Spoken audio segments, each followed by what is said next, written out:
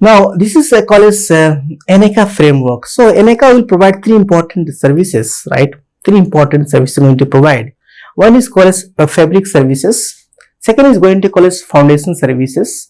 Third is going to call as execution services. I can write three kind of service can provide. One is called what services? Fabric services can provide. Fabric service. Fabric service. Second is going to call what service? Foundation service. Foundation service. And third is going to call what service? Execution. Execution service. So we have three important services the NECA will going to provide you. Now, so we have to start from this infrastructure. So these infrastructures we have, right, in cloud computing environment, enterprise desktop grid, public cloud, data centers, clusters. So we have these are called infrastructures, right?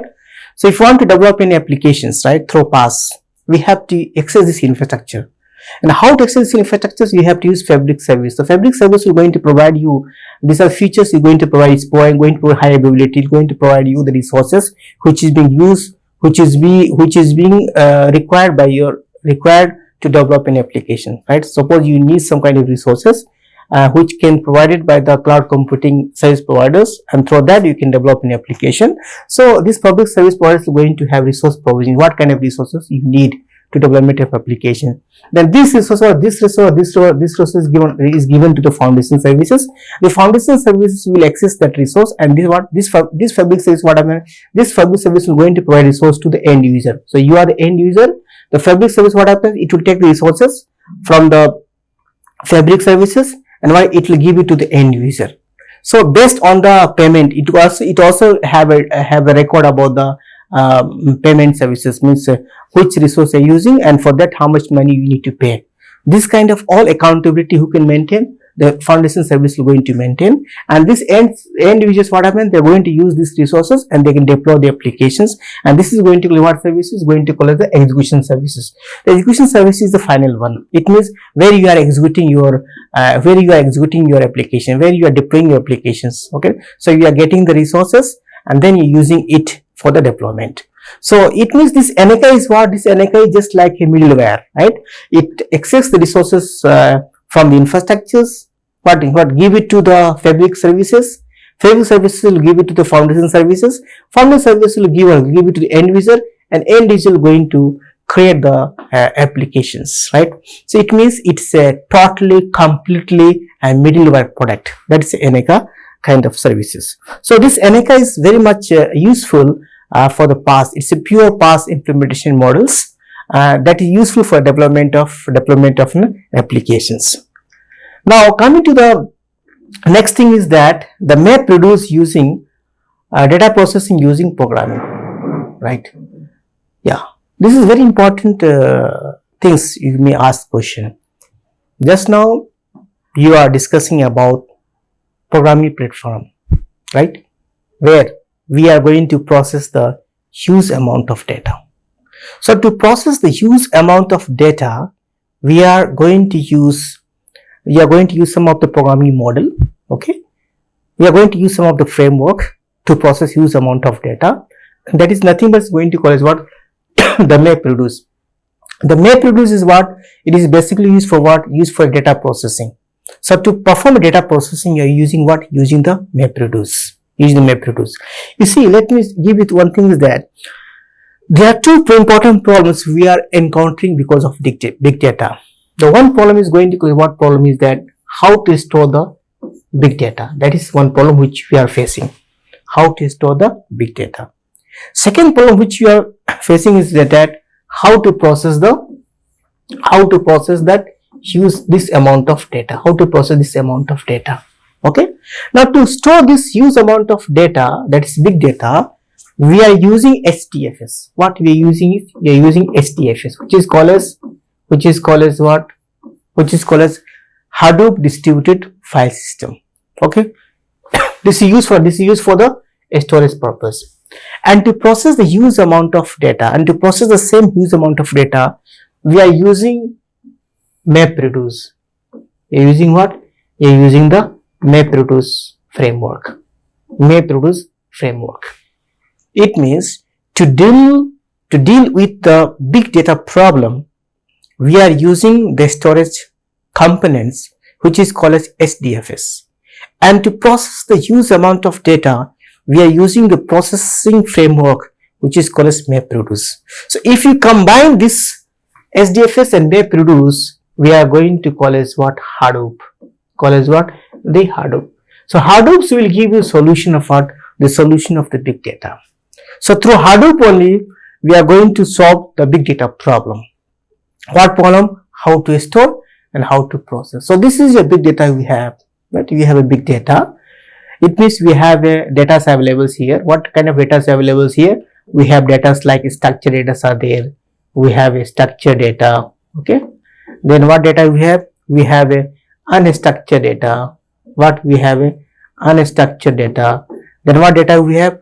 We have a semi-structured data. So we have three categories of data are there.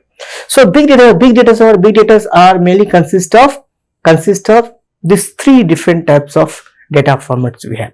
Now the problem is that if once you get the big data, how to process it?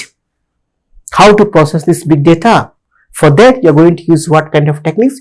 You are going to use a programming models which is called as what? MapReduce processing. This MapReduce will going to help you to process the huge amount of data. So it's going to process this amount of data and going to provide you the results. It's going to provide you the results. Okay. So it means that you are going to apply the logic on this data and you are going to get some results. Okay. Suppose you have data sets. Okay. Let me take the data set of Big Data University. We have, now I want to know how many of our faculty students are suffering from COVID-19. How many of you are suffering from COVID disease, right? So what I will do, I will take the huge data sets and I will compile and I will get the results. What I want to know, I will take the data set of around the globe, around all the countries, and I want to find which country having the more number of cases of corona. So for that I can use what? MapReduce program, right? So I can take the huge data sets and I can process them and I am going to get the proper yields, proper outcome, right? So to process this huge amount of this big data, we are going to use what? We are going to use the MapReduce programming models. Now you're going to see here what is this, how it's going to work here. Basically, how it's going to work here. See, this already I told that the data intensive applications, they are going to use parallel processing. It means data is processed in parallel. It means we have a huge data sets, and huge data set, what you did, we divide into a small data sets and you are giving to each and every nodes. Okay, so we have data. It means your data is divided. Some of data is given to slab B, some of data is given to slab C, some of data is given to slab D, some of data is given to slab E, and all are processing the data at the same time, which is called as parallel processing. So to monitor all the nodes, you are going to use what? You are going to use a master node. This is going to call as master node. So what kind of relationship we are establishing here? What kind of relationship we are maintaining here? We are maintaining the master slave relationship. So this is called as a master node, and these are going to call as what?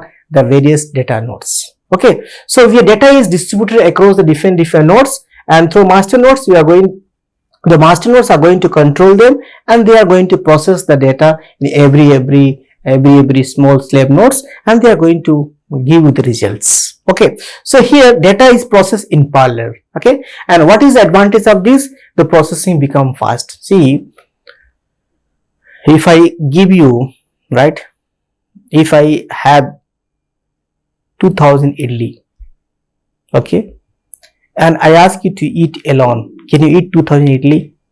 I don't think so it is feasible, possible at all. But yes, possible. What you can do, you call 2000 peoples, or you call 1000 peoples, distribute them, they will finish within a minutes. Your work has been completed, right? So it means unity has more strength. So what he also did, they had taken the huge data sets, they distribute across the various slave nodes, they are doing parallel processing, and they are getting results in a very rapid speed. At very fast speed, the result has came out. This is going to call us what? The processing speed is very higher, where in case of the MapReduce programming. Now traditional versus MapReduce. Now we're going to see about what is the traditional versus MapReduce, and for that we have taken some kind of illustration for your kind understanding. That will going to help you a lot. See, suppose this is your data is there. Your data is there in different booth. This is booth 1, booth 2, booth 3, booth. See, you have data scatters here. So you have the data is given and your data is there in different place. So election vote casting. So here, suppose your vote is stored in different booths. Okay. Here also booth A we have some vote, booth B also. Suppose you're going for election center, right? Giving the vote. So every place they will have the booth centers. Okay, where you can vote where you cast your vote. Okay, so you're casting vote in different booth stations, right? So result center has the details of all the booths. So this is what. So you are taking the booth A, booth B, all this, your votes are here. What happens? You are going to carry all this your vote to the result centers. Okay, you are bringing this booth B vote to result centers, booth D vote to result centers, booth E vote to result centers, and booth A to the result center. It means what? You are moving the data from this place to result center place. Okay. Now, in this, what is problem here is there? Can you tell me the problem here? The problem is that your data is stored in every booth, and to have a processing and to have a results, what we are doing is that we are just moving data from this place to this place, from this place to this place, from this place to this place, from this place to this place, from this place to this place, and then you're processing getting the results. So it will take time or not? Definitely take time, because we are carrying taking the water machines, taking the vote, taking the vehicle, taking the transportation, moving from this place, going to result centers. It means it's consume lot of resources also, it consume lot of time also. So this is what is happening in traditional approach. In traditional approach, we are just moving the data to the result centers and getting the results. Okay, this is a very much this is very much tedious to perform this kind of operations. Now this is called as the this is what we are what approach you are having. You are having the traditional approach you are having, right? Traditional approach means what? Bots are moving to the result centers here and here, here and here, here and here, and what you are doing? We are doing the counting. So what happens? It takes a lot of time. It takes a lot of time, because we are moving the vote from each booth machine to here to here to here, and then you're doing this counting. So it takes a lot of time. It's consumption of time only. Now, so to overcome this problem, what you can do is that you can use the MapReduce approach. So what MapReduce approach will do? MapReduce approach will do a very good things. You know what? See, your booth B has some data. Now booth A is having some data. Now booth E is having some data. Booth D is having some data, and booth C is having some data. Now you should not move this data to these result centers, because it takes a lot of time. You should not move data from here to result centers, because it takes a lot of time. You should not move data from here to results, because it takes a lot of time, right? Because which you are facing in traditional approach. What we do is that we can finish your processing at this point at booth B only. You have start your processing. You have to count your vote at this booth B only. So you get some result. So you are not moving the data. You count your vote in this place only. Okay. So you count your vote and you have to process here. So processing is done across the nodes. You are not moving data to result center. So you are processing here and getting the results called as P1. You are processing here, getting results called as A1.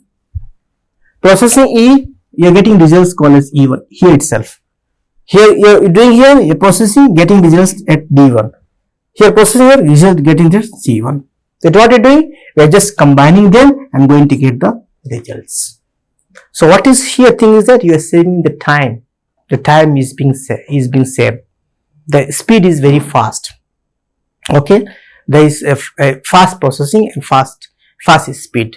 So this is what happened. In this way, what happens? You are doing where you are doing in the MapReduce approach. So MapReduce approach, bots are counted at the individual bots. So we are counting at the individual booths. Both or why results are sent back to the result center. So we are sending only result you are sending. So result will sending B1 results will come here plus A1 result will come here plus E1 result will come here plus D1 result will come here plus C1 results will come here, and then you're going to get the final results. What are you going to get? You are going to get the final results. Okay. Now final results is declared easily and quickly using this way. So this is called what a kind of approach you're using. We are using the MapReduce approach. So tell me which approach is better way. You can just come with conclusions, right? Which one is best one? TestNew approach is better one or MapReduce approach is better one? Of course, the MapReduce approach is far better because it's going to produce the results at very fast and rapid speed. Okay, so that's why using what kind of approach here? You're using the MapReduce approach. Now, how this MapReduce is going to work out? That's very important aspects, right? See, when you are taking the big data sets, it's going to split into a small task. Okay, it's going to split into a small task, and it's going to run by mappers. This is going to cause mapper functions. For each split, we have one mappers. We have 2 split, then we have 2 mappers. We have 3 splits, then we have 3 mappers. We have 4 splits, then we have 4 mappers. So depending upon number of splits, we are going to decide the number of the mappers, and then we have the reducers. We have more than reducers. That is going to combine the output which is coming from the mappers and is going to give you the final outcome. Okay. So how is going to work? It's going to work what? It's going to work in what? In the forms of input. So you're going to have inputs and divide inputs into a number of splits. Here, how many splits are there? We have 3 splits. For each splits, we are going to assign 1 mappers. So if you have 3 splits, then we have 3 mappers, and then we have 2 reducers. It's going to combine the output of the mappers. It's going to give you the final output. So in this way, what happens? The MapReduce is going to work. Now here it's going to work under important things that the key value pairs is be used here. So MapReduce will take what input? It takes input as key value pairs, and what is going to produce output? The output as key value pairs. What reduce will also take the input as a key value pairs, and what is going to output? The output also in the forms of a key value pairs. So they are going to produce what? They are going to produce in the forms of the key value pairs going to produced. Okay. Now here we're going to see about this how the key value concepts are going to become, because last time I was discussing about the concept of key value pairs and how this MapReduce is going to work in the forms of key value pairs. So for that, we have taken very simple examples which I taken here. This is input which I am giving here. What is input is the deer, bear, river, car, river, deer, car, bear is input we have. Now we are dividing this input into 3 splits you are taking. How many splits are divided? 3 splits I make it. Okay. Deer, bear, river, car, river, deer, car, bear. So these I have 3 splits we have. So how many mappers are going to run? We're going to run the 3 mappers. Depending upon the input splits, we can decide the number of the mappers. So we have 3 input splits are there. So we are going to have the 3 mappers are going to make. You're going to make the 3 mappers. So this is called as we have mapping. Now this is called key value pairs are going to use, because whatever inputs are going to give, the input what happens is you're going to make a split. Now the mappers will going to take the input as a key value pairs. So how to convert the input into the key value pairs? For that you're going to use a record reader. The record reader is being used which can convert your input into the key value pairs. So record readers is being as kind of tools which is used to convert the input into the key value pairs. Okay. Now we go to getting key value pairs. How many mappers we have? We have 3 mappers like there. Now you have to make key value. What is key here? Here key is what? There is a key. What is value is? Value is 1. So here what is the key is? There is a key and value is 1. Okay. So I'm going to write in the forms of key value pairs. So here I'm taking what I'm doing is that I'm taking the key value pairs. So K1 P1. So here what is key? I'm taking there is a key, and how many times there appears? You see how many times there appears? There appears here 1 time, in this input split 1 time, there only 1 time, river 1 time. So this is called as key, and this is going to call as the value. So in this input splits, the there appears 1 time, base appears 1 time, reverse appears 1 time. In this input splits, you see car appears one time, car appears one time, reverse appears one time.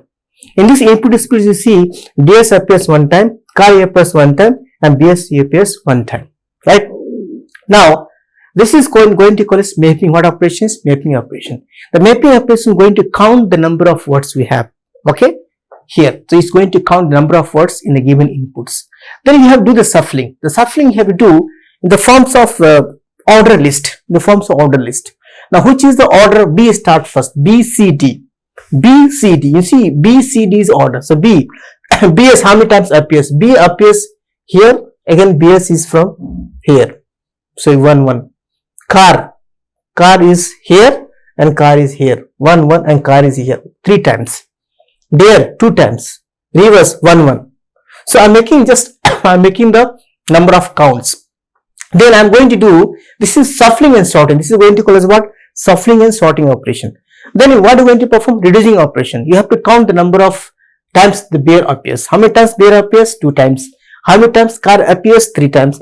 How many times there appears? 2 times. How many times river appears? 2 times. Then you have to make a total final outcome. Now what is the final outcomes? Here it says that there appears 2 times, car appears 3 times, and there appears 2 times, reverse appears 2 times. So this is called what? In what output is what? Output in the forms of key value. Here what is key? There, car, there, river. These are called as key.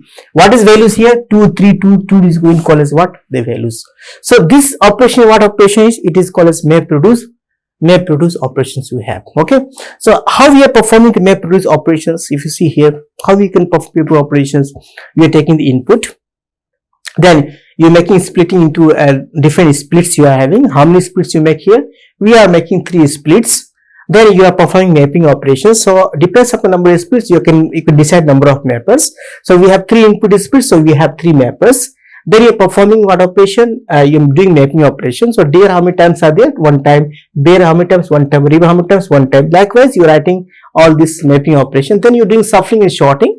You're doing shuffling and sorting means what? You have to bear means first you're taking the B letter first. Bear how many times? Here 1 time. Then here 1 time. 1, 1. So car 1, 1, 1. There. So you're going to have increasing only 1, 1 plus. For every count you're making 1, 1 plus. And then finally you're going to count a number of reductions. Reduction means what? You're making some kind of summation. Total number of summations on the bear. So bear will have 2. Car will have 3. There will have 2. And reverse will have 2, and then we have total results. You are finalizing the total results here. Okay, so this is called as what operation is? Map reduce operation. So map reduce operation involves how many steps? First it taking the input, then splitting, then mapping, then shuffling, then reducing, and then results. So this is called as what? The steps you have to follow. What you have to follow for the input. First the inputs, then splitting, then mapping, then shuffling, then reducing, and final results. So this is called as what? The map reduce word count processing. So here what is the ultimate objective of this processing? We are counting a number of words in the given text. Suppose the text is given to you and I want to count the number of words. Which words is occurs how many times? For that we have to use what program? Map reduce programs you can use. Okay. Now this is how the processing will be taking place. Basically how the processing will take place, right? This is what the map reduce processing is happening inside the scene. The client will going to submit the jobs to job trackers. Okay, the job trackers is the one who can do the splitting of your jobs, and what it gives to the task tracker. The task tracker is going to perform the operation. Suppose we have 3 splits. One split is given to task trackers, and task trackers will perform what operation? It perform the map reduce operation. Who can perform map reduce operation here? Task tracker is going to perform the map reduce operations. So suppose I have a job. Okay, I want to count how many people are tweeting or tweeting on India. How many people are interested on country India. Okay, I want to know how many people are highly affected in the state of Andhra Pradesh from the Indian data sets. So I have a certain kind of task will be there. So I am submitting to the job trackers. Job trackers will make it in splits. It make it into 3 splits. Each split is going to give a task trackers. Task trackers will going to perform operation, map reduce operation for the processing of data. So this is going to perform MapReduce operation for processing of data, and this is going to have MapReduce operation for the processing of data. So this is going to have a kind of MapReduce operation which can perform by the this kind of MapReduce operations. So